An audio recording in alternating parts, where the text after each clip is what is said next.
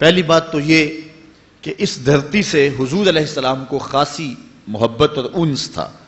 ایک روایت جس کو امام حاکم نے اپنی مستدرک میں روایت کیا ہے کہ آقا کریم علیہ السلام کو اس دھرتی سے، اس جگہ سے جو پیار کی کہانی ہے، اس کو حضرت اقبال نے ایک جگہ بیان کیا کہ میرے عرب کو آئی ٹھنڈی ہوا جہاں سے، میرا وطن وہی ہے، میرا وطن وہی ہے۔ تو حضرت علی روایت کرتے ہیں اطیب ریح فی الارض الہند، سب سے مقدس خوشبو جو محسوس کی گئی وہ ہند کی خوشبو تھی، سب سے زیادہ طیب اور ستھری۔ اور یقیناً اس دھرتی سے ہی غزوہ ہند لڑا جائے گا، جس کی بشارت میرے اور آپ کے آقا و مولا حضور نبی رحمت صلی اللہ علیہ وسلم نے دی۔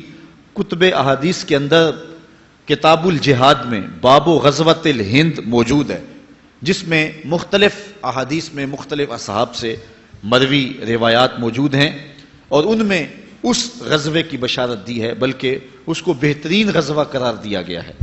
حضرت ابو ہریرہ رضی اللہ تعالیٰ عنہ فرماتے ہیں وعدنا رسول اللہ صلی اللہ علیہ وسلم غزوۃ الہند، حضور علیہ السلام نے ہم سے غزوہ ہند کا وعدہ فرمایا ہے۔ اور اب حضرت ابو ہریرہ کے اپنے لفظ سنیے، فَإِنْ أَدْرَكْتُهَا أُنْفِقُ فِيهَا نَفْسِي وَمَالِي، کہا اگر میں اس غزوے کو پالوں تو میں اپنا سارا مال اور جان قربان کر دوں، اور اگر وَإِنْ قُتِلْتُ كُنْتُ أَفْضَلَ الشُّهَدَاء، اور اگر میں شہید کر دیا جاؤں تو پھر میں افضل الشہداء کہلاؤں۔ یہ حضرت ابو ہریرہ رضی اللہ تعالیٰ عنہ کی آرزو ہے۔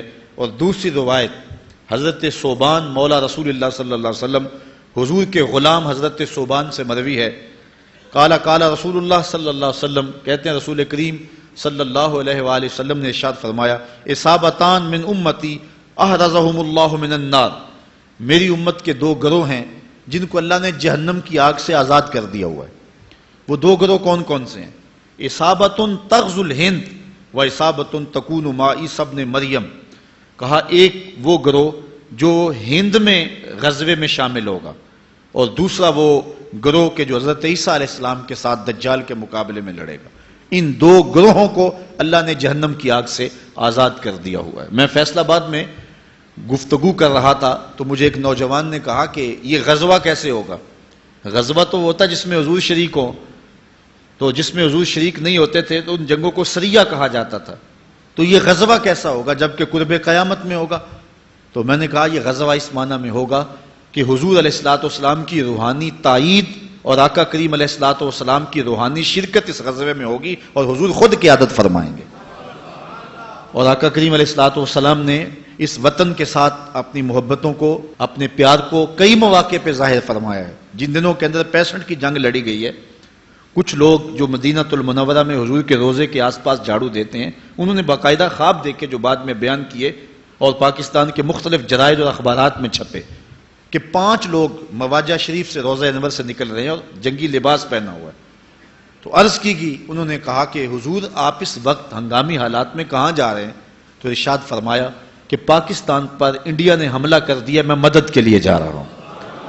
اور پھر یہ بات پاکستان کی عسکری تاریخ کا عجوبہ ہے کہ صرف 30 سیکنڈ کے اندر، آدھے منٹ کے اندر 65 میں ہم نے انڈیا کے 3 جہاز گرائے تھے۔